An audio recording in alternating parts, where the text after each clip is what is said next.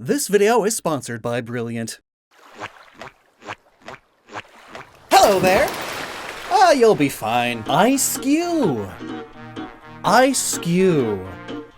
Eiscue! So hey, fun fact, in most video editing software you can use the skew tool to do this skewy effect. Eiscue, and if you do it right, I'm completely upside down now. All without touching the flip or rotation tools. It doesn't save any time at all, but it's a fact that you can do it. Just like the fact that it's so gosh dang cold in here. Like, what did you do?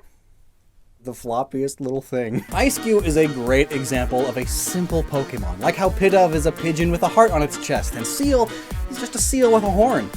Eiscue is a penguin with an ice cube on its head, most of the time. Thanks to its ice face ability, Eiscue is able to tank one physical attack without taking damage, though it does cause its ice cube to break and it enters its Noice face form. Do you get it? It's like no ice, but they removed the space between the words, so it's Noice. You know, it's how you'd write out someone saying nice with an exaggerated British accent. They're all exaggerated. No one actually speaks that way. But it makes sense because this Pokemon is Galarian. Sort of. Like the so-called Galarian Copper Raja, and like the Paldean Quaquaval, and plenty of other Pokemon, they are common in their regions, so perfectly fitting of their regional dexes, though their dex entries state that they originate from elsewhere. Same with Eiscue. It drifted in on the flow of the ocean waters from a frigid place. This species rode here on ocean currents from a cold, faraway land. That makes sense because penguins only live in the southern hemisphere, Antarctica, and its surrounding islands and continents, though they have been known to ride icebergs out to places they shouldn't be, including some of the more northern parts of New Zealand and Australia, which were both British colonies, but they'd never go as far north as the UK itself, right? They made headlines first in 2011 and then again just a few years ago, and no zoo had any escapees, but ultimately it turned out to not be a penguin. Rather, it was a guillemot? A golimot? That happens to be walking a bit more like a penguin. But on the topic of British not penguins, consider the Great Auk, a recently extinct relative of the guillemot that looks just like them, only bigger and more penguin-y. And the connection here is fun, actually. Where do we get the English word penguin? Well, it first appears in writings in the 16th century referring to this very bird, the one we now call the Great Auk. The word comes from Welsh, pen-gwyn, meaning head and white. It's the white-headed bird. On the other side of the Atlantic, they bred mostly on Whitehead Island too, and oh, a penguin-like bird named after its particularly special head?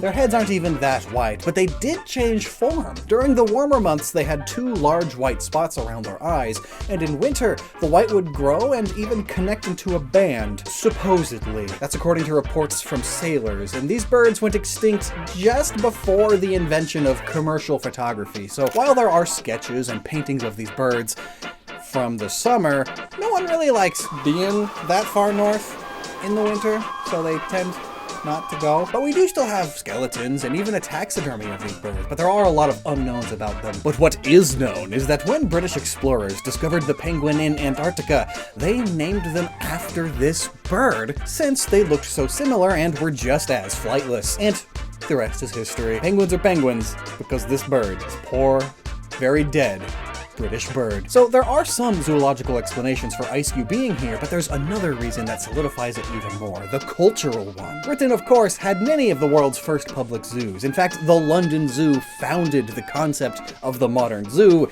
to the modern world. And penguins, of course, have been one of the most popular animals in zoos in the Northern Hemisphere because they are just so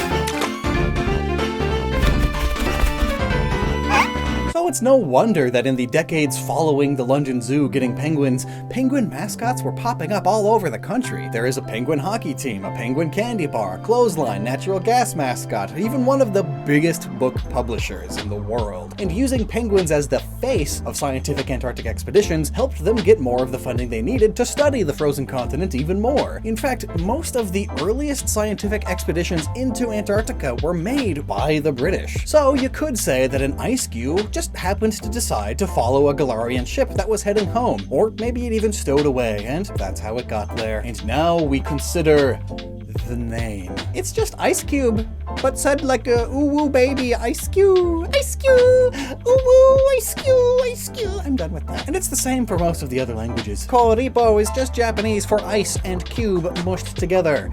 Bec à glaçon, the French name, it's literally just their word for ice cube tray, but with the spaces removed and the C swapped for a K, though notably bec on its own is also beak. Being cubo is Korean for ice or frozen, and then English cube. At least in German and Chinese they put penguin in there a little bit also, but I think at the end of the day, it's kind of it with this guy. Am I really gonna go into the history of ice cubes now? Like, no, you know what ice cubes are, and you know how ice cubes be, and how they're formed. It's the same way its head works. After it explodes off, a new one will slowly grow around it the same way ice cube machines work, growing them from the center out.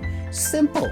Cool. Literally. Now, excuse me, but I'm gonna tell you how Brilliant can help you with your New Year's resolution, so long as that resolution is building a daily learning habit to help boost your brain. After all, nothing builds the brain better than interactive lessons that help you build your problem-solving skills in a fun and effective way, a method proven to be 6 times more effective than just listening to a lecture. And you can take these lessons anywhere and anytime you want to. It's totally flexible. Want to learn the inner workings of LLMs? How about programming? Math, engineering, science, logic? We live in a society. Please try the logic lesson. These lessons can give you a huge advantage in personal and professional growth and are the opposite of brain rot-inducing mindless scrolling. Plus, it might just be fun to see if you truly know all that you think you know. So take advantage of their 30-day free trial that includes everything and mentally challenge or build up yourself. All you gotta do is scan this QR code or go to the link in the description, brilliant.org/Lockstin, and get those free 30 days